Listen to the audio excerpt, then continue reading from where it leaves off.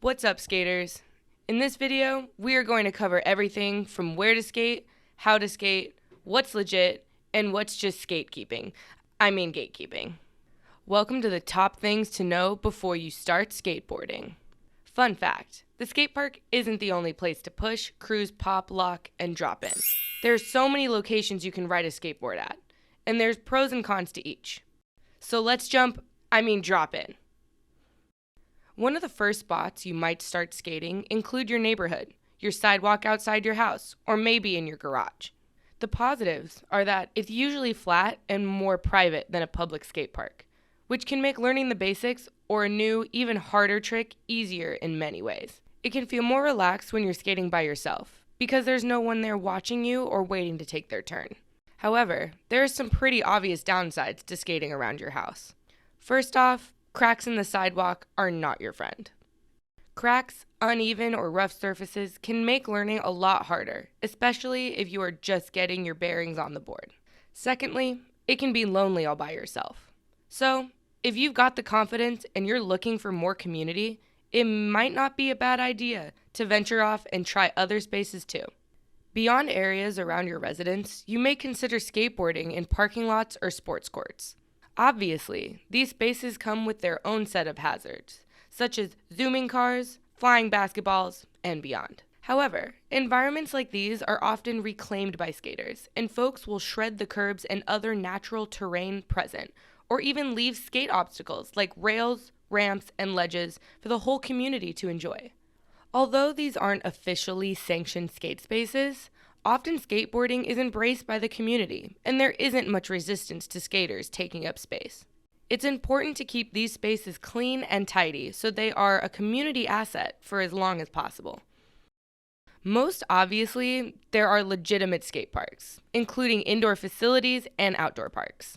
Some cities have multiple skate parks, and some have none. Some parks are small, and others are gargantuan. Some parks are more transition focused, meaning there are bowls, banks, quarter pipes, and the like.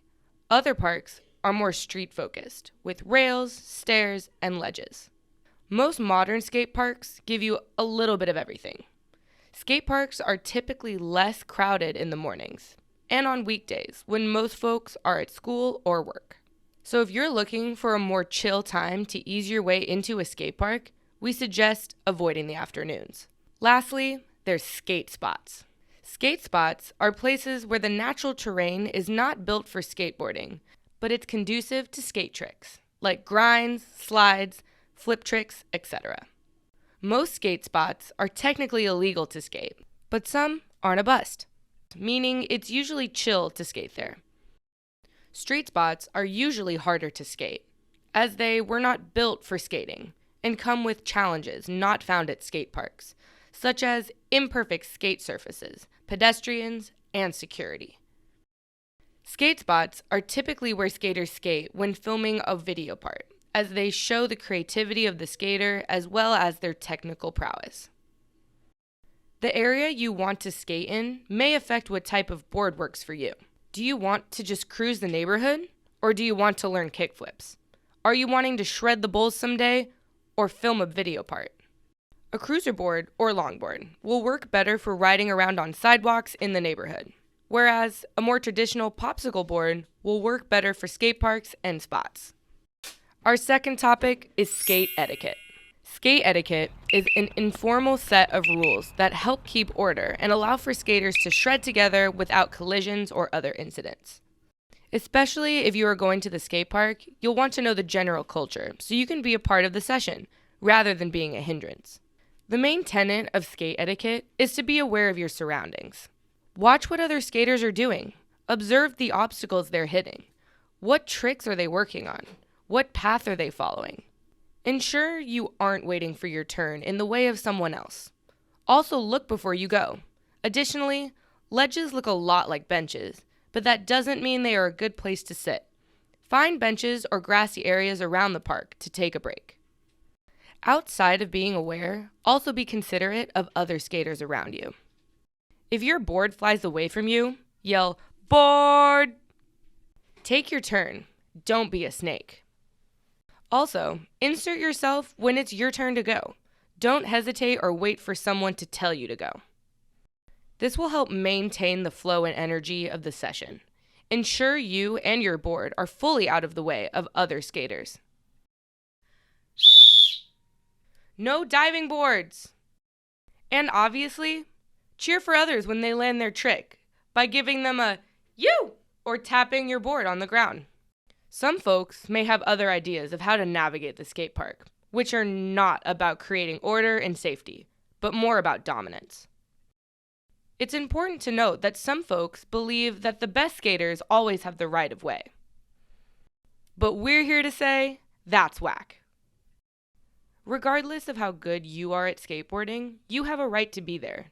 Also, other skaters might approach you and try to give unsolicited advice, or size you up merely based on your identity or skill level.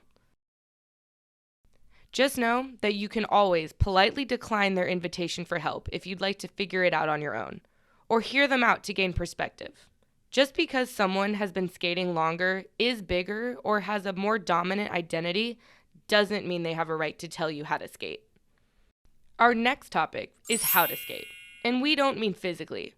Put simply, what is the mindset that is going to set you up for success on your board? Skateboarding is super hard. So in general, try your best to keep a positive mindset. Seasoned skaters will tell you skateboarding is the ultimate humbler. Some days, tricks come natural. Other days, there's a trick you felt that you had on lock that now feels super elusive and impossible. That's just how it goes, and it's okay. The important thing is to remember that skateboarding is all about having fun. So if a trick isn't working out, try your best to move on. The cool thing about skating is there's no shortage of tricks to work on. One way to think about continuing to challenge yourself and progress on your board, while also ensuring you aren't stressing, is to remember that some tricks are more of a marathon, and others are a sprint. This means that some tricks will come easier, and others may take months or even years to learn. Some sprint tricks include tricks like flip start, or flippy uppy, or body varials. Marathon tricks include skills like pumping, or ollies. Pro tip for marathon tricks: change the game by setting a different type of goal than landing the trick that session. Instead of the goal being to land a kickflip, try 30 kickflips every day for a week, or do 30 minutes a day of kickflips for a month.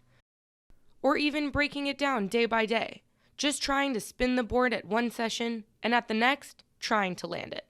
Before you know it, you'll be flicking and stomping like a pro. With mindset, it's also important to take it slow. Skateboarding isn't a race. It's creative and about being yourself. We always tell our new learners to challenge their inner tortoise. Start small, start slow, and slowly build your confidence over time. Consistency is the name of the game. If you want to learn a big or scary trick, try and break it down into tiny pieces. Watch others do the trick. Can you mimic their movements off your board? What are their shoulders doing? What positions are their feet in? Where are they looking? From there, start on your board doing small parts of the big trick. Taking on a trick takes time, so don't rush into committing to land it. Take the time to understand all the parts. Lastly, it is important to remember to approach every session with a growth mindset. This means knowing that one day you will be better at skating than you are right now. If you can't do a trick right now, don't tell yourself that you can't do it. Tell yourself you can't do it yet. This small distinction makes a big difference on your journey to becoming the best skater that you can be.